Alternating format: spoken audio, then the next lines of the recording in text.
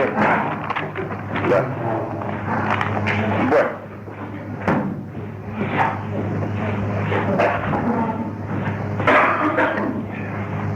El otro día había empezado a tratar un tema que estimo de real importancia. Estábamos en la contraposición de dos formas de pasión, una positiva y otra negativa, en el nivel de lo sobrehumano. Nos habíamos empezado a referir a la existencia de una pasión divina, de una pasión sobrenatural, de la pasión de Cristo, diríamos así, un divino ardor, y luego la contraposición, o sea, la pasión satánica, nihilista, una pasión que se caracteriza no ya por un sentido de la nada, sino por el gusto y la voluntad de la nada, o sea, una voluntad de destrucción, de aniquilamiento, de anonadamiento de todo, hija de la desesperación. Por supuesto, esa pasión satánica no es una pasión sobrenatural, porque decíamos que Satanás es una criatura espiritual, una criatura inmaterial, pero criatura. De ahí que dijéramos al principio, pasión sobrehumana. Así como hay aquel que está en Dios y Dios en él, está también aquel que está poseído por el demonio.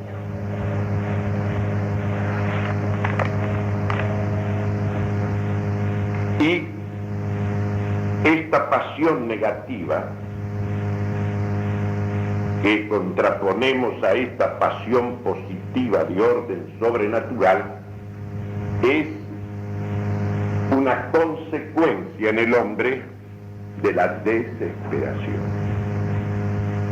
Dice San Isidoro de Sevilla que la desesperación comporta un descenso al infierno.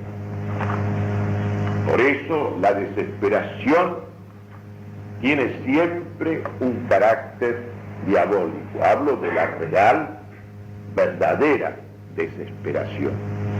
Porque ahí está el aniquilamiento justamente de la esperanza.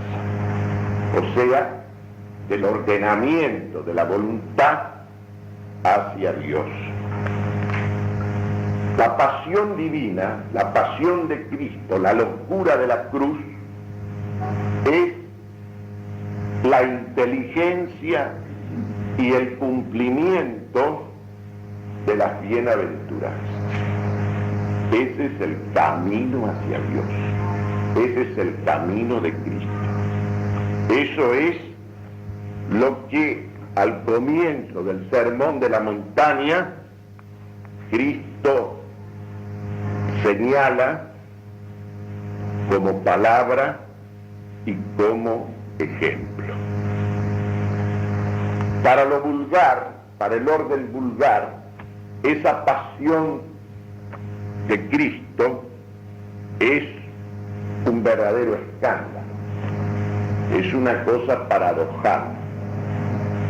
No es, por supuesto, no pueden ser las bienaventuranzas una cosa contraria a la naturaleza humana, contraria sí a los instintos desmandados, pero no contraria a la naturaleza, porque nada de Cristo puede ser contrario a la naturaleza humana desde el momento que Él es el autor de la naturaleza. Y lo que Él, digamos así, ha venido a hacer con la presencia en Él, porque Él es el reino de Dios, es el reino de Cristo, es confirmar, potenciar, sobreelevar la naturaleza. Y esa, digamos así, esa promoción hacia Dios, hacia el reino de Dios, siempre tiene como base, tiene como fundamento el sacrificio, el renunciamiento, el deshacimiento, que es en realidad lo natural en el hombre. Porque la perfección de la criatura racional y libre no consiste en apropiarse, en tener, en poseer, sino en dar, en un acto de donación, de ofrenda de sí mismo. Y si tiene un sentido el llegar a tener cosas, a poseer bienes, es justamente para la perfección del propio ser y para la donación. La primera de las bienaventuranzas dice: bienaventurados los pobres de espíritu, porque de ellos es el reino de los cielos. No dice porque de ellos será el reino de los cielos, lo dice en presente. Ahora, lo fundamental es entenderse qué quiere decir esto de pobres de espíritu. Pobres de espíritu es pobres en el espíritu, pobres de sí mismos, pobres de uno mismo. En la medida en que uno se hace pobre de sí mismo, le va haciendo espacio en uno mismo a Dios. Se va colmando de Dios en la medida en que se desnuda y se vacía de sí mismo. Eso quiere decir pobre de espíritu. Y por eso, el que es pobre de espíritu ya está, ya es en el reino de Dios, porque ya está Dios en él. Este es un punto capital, porque en esa pasión diabólica, en esa pasión del nihilista de hoy, que lo vemos surgir en el seno mismo de la Iglesia de Cristo, resulta que ha sido sustituido el sentido de esta pobreza espiritual, de esta pobreza de sí mismo, por los pobres de bienes materiales de este mundo. Como si Cristo se hubiera dirigido a los que son pobres de pecunia, pobres de medios materiales, pobres materiales, cuando Él señaló como bienaventurados a los que se hacen pobres de sí mismos, es decir, a los humildes, a los humildes. O sea, aquellos que se vacían de su propio yo para hacerle lugar allí a Dios. Por eso no dice de ellos será el reino de Dios, sino que a ellos les pertenece, ya es el reino de Dios en ellos, en presente. La segunda bienaventuranza dice: bienaventurados los mansos, porque ellos poseerán la tierra. Acá sí dice en futuro, poseerán la tierra. Porque también el propio Cristo, recién al fin de los tiempos, poseerá la tierra para ofrecerla al Padre.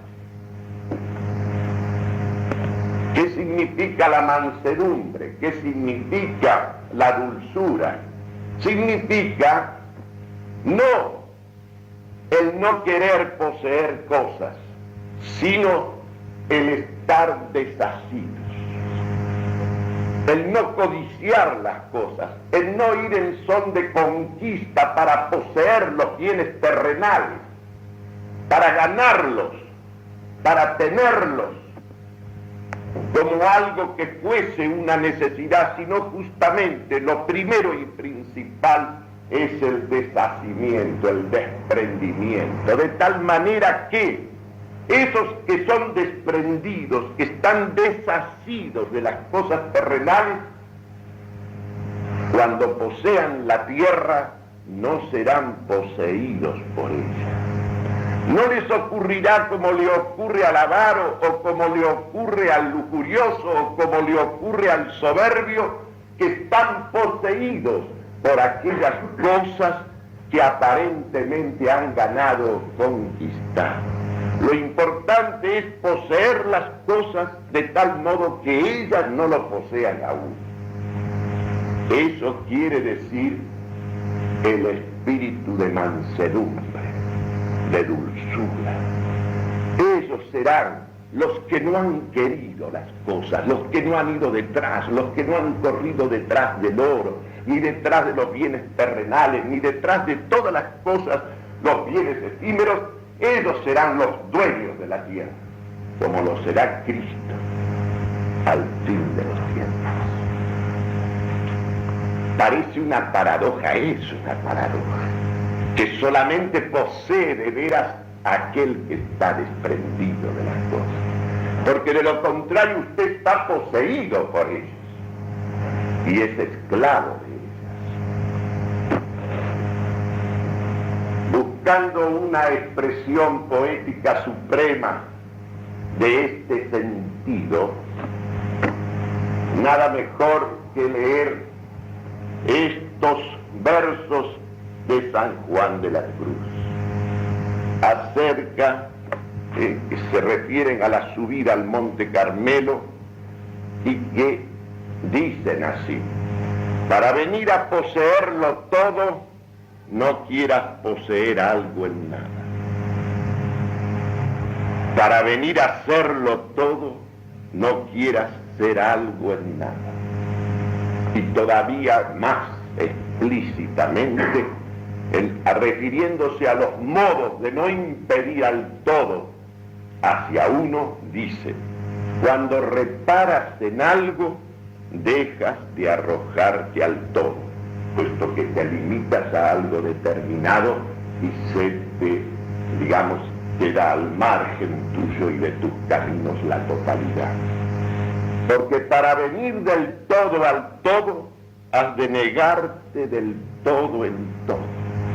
Es el desprendimiento, es el renunciamiento de sí mismo. Y cuando lo vengas del todo a tener, has de tenerlo sin nada querer, porque ese es el verdadero señorío, tener las cosas como si uno no las tuviera, estar desprendido, desasido, en esa superioridad, en ese señorío sobre ellas. No te tienen para nada, por eso las tienes tú. Porque si quieres tener algo en todo, porque si quieres tener algo en todo, no tienes puro en Dios tu tesoro. Y comenta San Juan de la Cruz este poema diciendo así: en esta desnudez halla el alma espiritual su quietud y descanso, porque no codiciando nada, nada la fatiga hacia arriba, nada la fatiga y nada la oprime hacia abajo, porque está en el centro de su humildad. Ese centro de la humildad es el que reclaman estas bienaventuranzas. Por eso la divisa del cristiano es aquella de ensalzar a los humildes y abatir a los soberbios. La tercera bienaventuranza dice: bienaventurados los que lloran, porque ellos serán consolados. Bienaventurados los que lloran, los que son hombres de dolores, como fue varón de dolores el siervo de Yahvé, ese anticipo de Cristo en el libro de Isaías, como lo fue nuestro Señor, hombre de dolor. Porque claro está, el que realmente se hace pobre de sí mismo y el que realmente es manso y no está detrás de las cosas, ese está para ser crucificado antes de alcanzar la beatitud. Ese es el que comparte el sufrimiento, las lágrimas con Cristo. Precisamente eso va integrando con la humildad, con la mansedumbre, compartir el sufrimiento y la crucifixión. Porque ese misterio del sufrimiento y del sacrificio es la prueba del amor a Dios, del amor al prójimo. La cuarta dice: bienaventurados los que tienen hambre y sed de justicia, porque ellos serán saciados.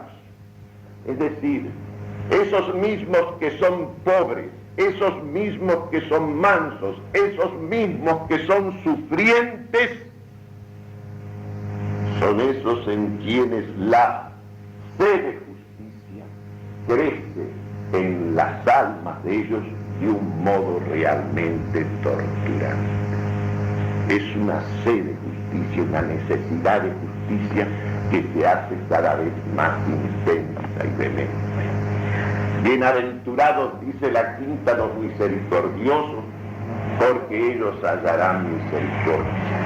Así como has tratado, así como te has conducido con relación a los demás, así serás tratado tú.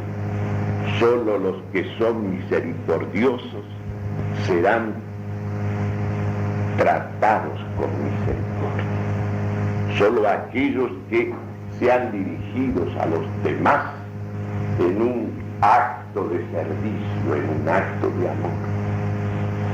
Y luego dice: bienaventurados los puros de corazón, porque ellos verán a Dios. ¿Quiénes son los puros de corazón? Son los que se han liberado de todo lo que enturbia, de todo lo que enturbia y de todo lo que entibia el corazón, de todo lo que le hace al corazón esclavo de las cosas, de los deseos, de las pasiones demasiado humanas. Y esos son los que verán a Dios, los que le han eliminado todo obstáculo, los que han ido depurando el camino para que pueda darse, cuando Dios nos llame a Él, una mirada en Él, en su propia luz. Y la séptima dice: bienaventurados los pacíficos, porque ellos serán llamados hijos de Dios. Los pacíficos, no los pacifistas, porque los pacíficos son los hacedores de la paz, aquellos que justamente, ¿cómo no van a ser hacedores de la paz? Aquellos que son humildes, aquellos que han renunciado a las cosas y que cuando las tienen es como si no las tuvieran. Aquellos que son capaces de sufrir, de padecer y de ir al sacrificio por amor. ¿Cómo no van a ser llamados hijos de Dios y hacedores de la paz y de la tranquilidad en el orden aquellos que son misericordiosos y que son puros de corazón?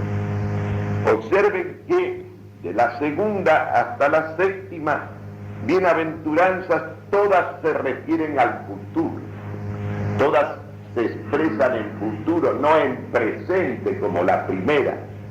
La primera dice: bienaventurados los pobres de espíritu, porque de ellos es el reino de Dios. Porque ellos le han hecho lugar a Dios en su alma, haciéndose pequeños de sí mismos, vaciándose de sí mismos. Y las otras 6, todas se refieren al futuro: poseerán la tierra, serán consolados, hallarán misericordia, verán a Dios. serán llamados hijos de Dios. Así como Cristo, Él es la paz verdadera. Aquellos que son pacíficos como Él, esos serán llamados como Él, hijos de Dios, hijos adoptivos. Él es hijo natural, digamos así, en la naturaleza de Dios. Y la octava es como una recapitulación y una culminación de todas las demás. Dice: bienaventurados los que sufren persecución por la justicia, porque a ellos les pertenece el reino de Dios. No les va a pertenecer, les pertenece ya.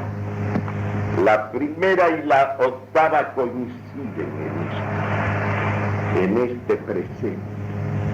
Claro, aquel que sufre por Cristo, aquel que sufre por la verdad, aquel que es perseguido por dar testimonio de la verdad y por defender la justicia, a ese le pertenece ya el reino de Dios. Este es un camino, esta es una plenitud, es la plenitud sobrenatural del hombre. Este es Cristo, camino por donde se da, verdad donde se llega, vida donde se permanece, como dice San Agustín. Y el que es imitador de Él, y el que tiene la inteligencia y la vida de estas exigencias, de estos reclamos, ese imitador de Cristo participa de su vida, es como otro Cristo, es como otro Cristo. ¿Por qué me he demorado? No lo suficiente, claro está, pero ¿por qué me he demorado en las bienaventuranzas?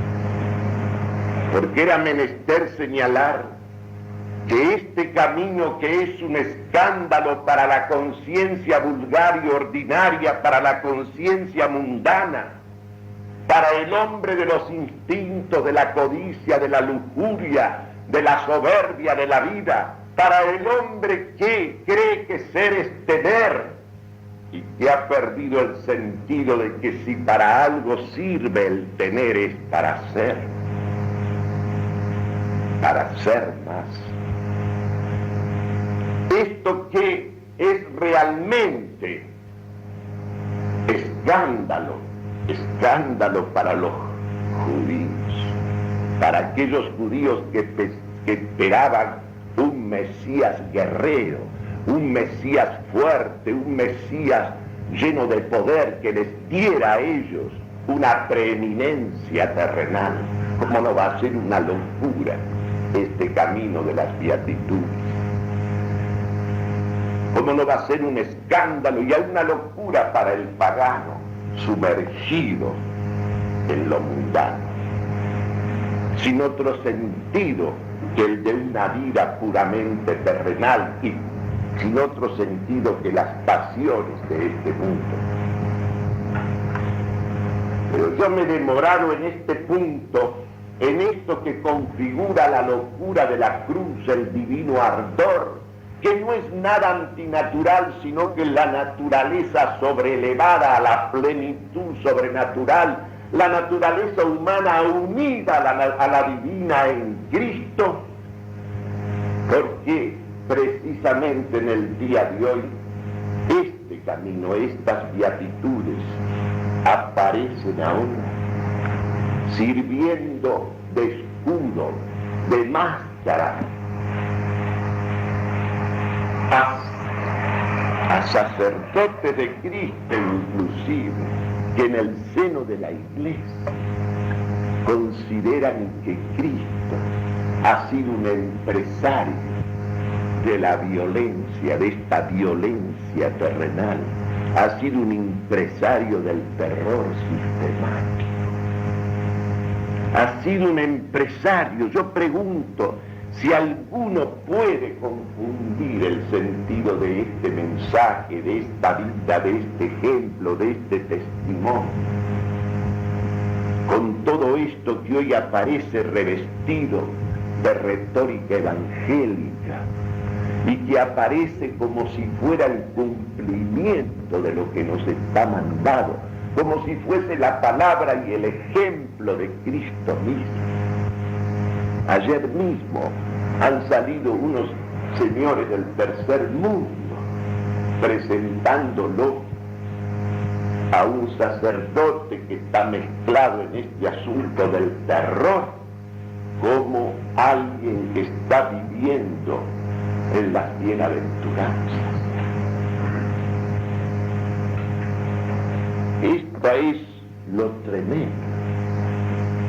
Repito que en Cristo no es que haya un renunciamiento a las cosas de este mundo, a traer el reino de Cristo a este mundo. No es que no haya en él un reclamo y una exigencia de hacer que esta tierra se haga parecida, lo más parecida con su ayuda al cielo de Dios. Si el hombre ha sido criado a imagen y semejanza de Dios y caído en el pecado ha sido restaurado por el amor de Dios en Cristo, es decir, que esa imagen en que él fue creado, deshecha por el pecado, ha sido rehecha por la divina redención, es para que esa imagen y semejanza se proyecte en la ciudad de los hombres. Porque el hombre, para realizar su vida, para cumplir su personalidad, necesita de las instituciones sociales, necesita de la familia, necesita de la propiedad, de la escuela, de la universidad, de la empresa, de la profesión, del Estado. Necesita de todo eso para realizar normalmente su existencia de hombre y más todavía su existencia de cristiano.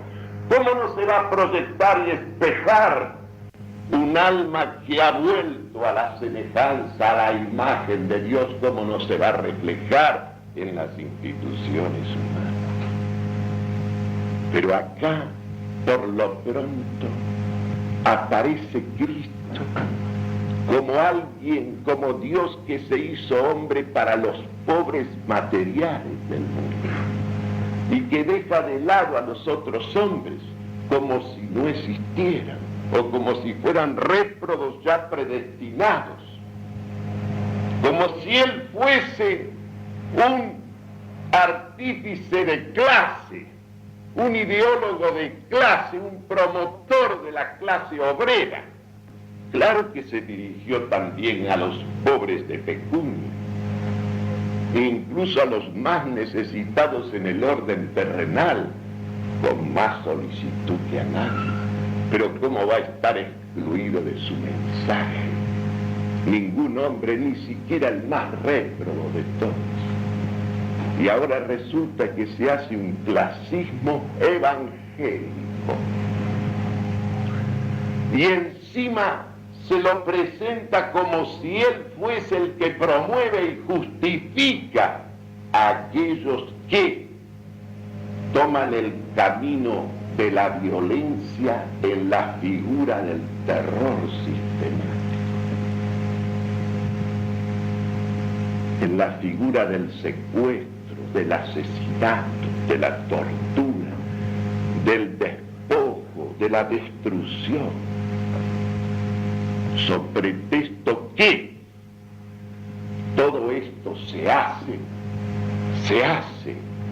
con este espíritu evangélico y cristiano para edificar un paraíso terrenal en el futuro para la humanidad. Esto es una cosa monstruosa. Cristo no vino para los hombres, solamente para los hombres que van a nacer mañana. Vino para los que han muerto ya y para los que están vivos en este momento. Y si él habló sí de violencia, fue la violencia consigo mismo. Y si él habló de víctima, fue de la víctima que se ofrece en sacrificio.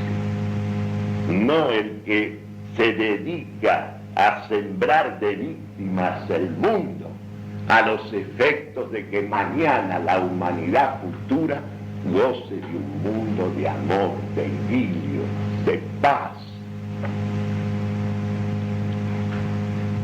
Esta figura de Cristo, clasista, igualitario, que excluye, divide la humanidad en los elegidos y en los réprobos. Esta figura de Cristo según la cual el sentido sacrificial es el sembrar de víctimas, porque yo lo hago por amor a los que vendrán, sobre todo a los que no han nacido todavía, los que han nacido ya y han muerto ya, y los que están y van a morir, que sembró. Esos han estado exclusivamente en la vida para padecer, sufrir, embromarse o para gozar y disfrutar. Todo esto que ha ocurrido y todo esto que hacemos es a los efectos de que mañana sobre las ruinas humeantes de la ciudad de los hombres de hoy edifiquemos el paraíso del amor para una humanidad que va a venir. Entonces a uno le estremece.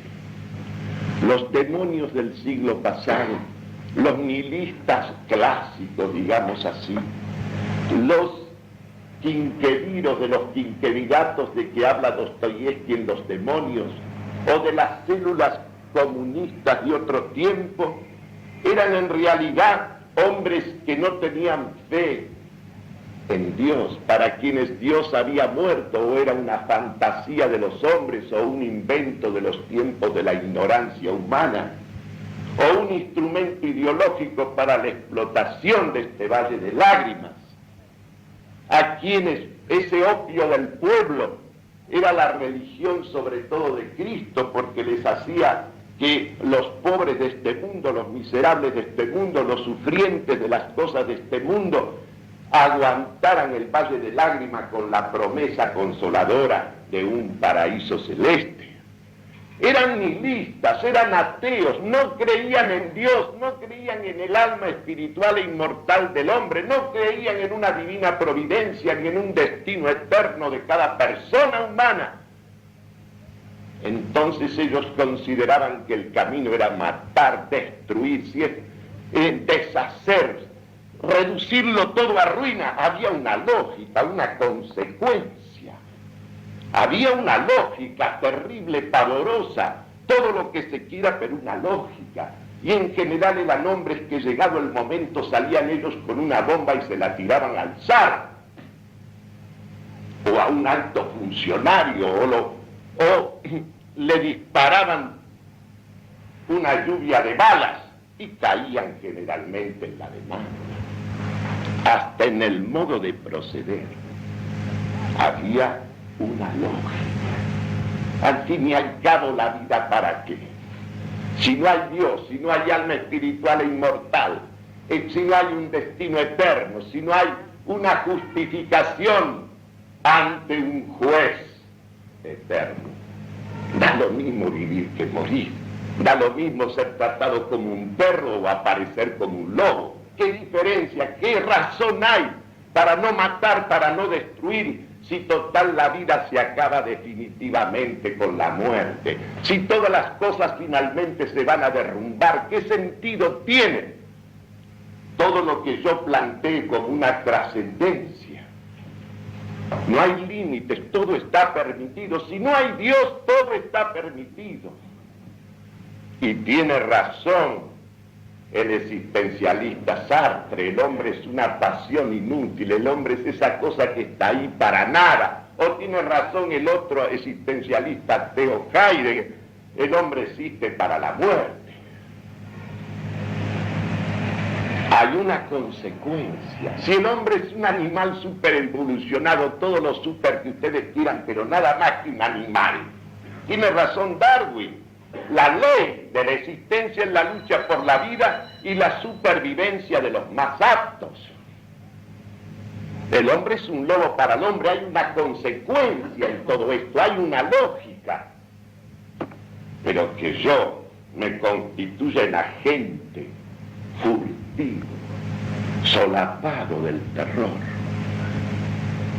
bajo la figura del Cordero Pascual, del Niño Dios, revestido nada menos que con las bienaventuranzas, que secularice yo el sentido de los pobres de Cristo con los pobres de pecunia, y les prometa a esos pobres de dinero, a esos pobres de bienes, a esos proletarios les prometa yo el reino terrenal, esta inmensa, fabulosa, pavorosa adulación, que es prometerle el reino de este mundo a los pobres de pecunia.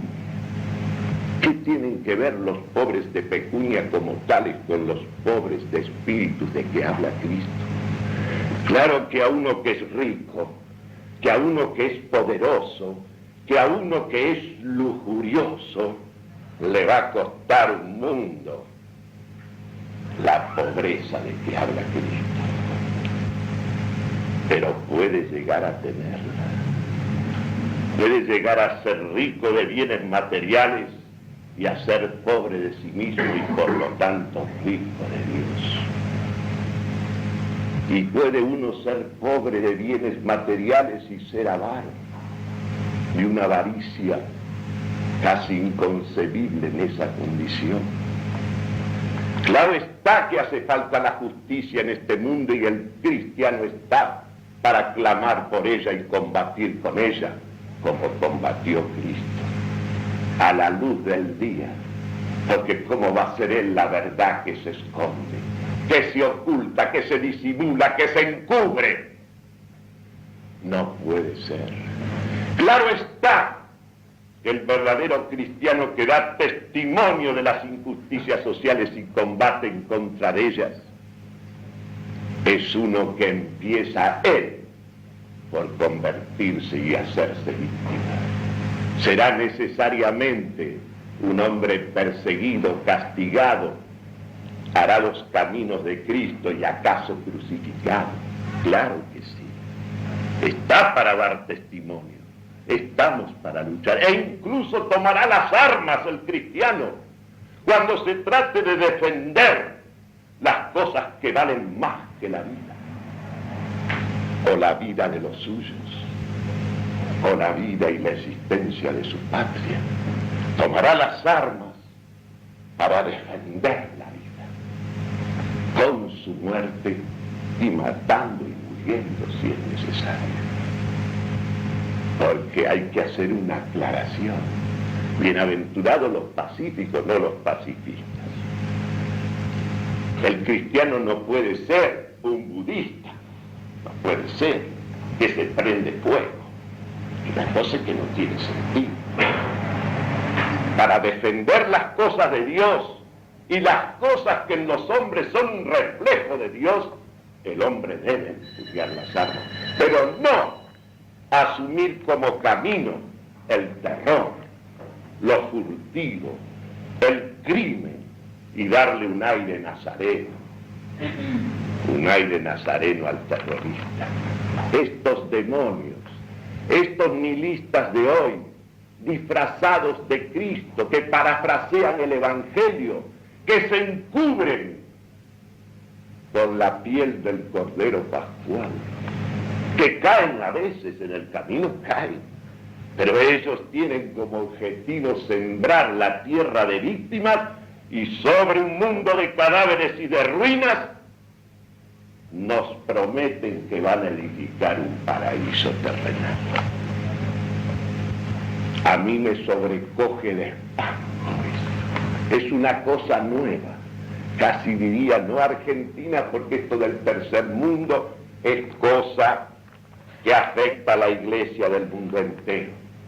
pero parece un privilegio de la Argentina que asomen en la figura de dirigentes y empresarios del terror. Y lo más extraordinario, lo más estremecedor es el coro de aplausos que recoge a su alrededor. Y espero que aquellos que son los pastores adopten las medidas que reclama el momento, porque sería terrible que la iglesia de los auténticos pastores se convierta en una iglesia del silencio y que los únicos que clamen con la buena prensa que tienen sean justamente estos que tienen la pasión satánica, estos nihilistas de nuevo cuño que se visten de palabras del Evangelio y adoptan un aire nazareno, mientras preparan en el sigilo la manera de hacer volar a sus prójimos y los bienes de sus prójimos.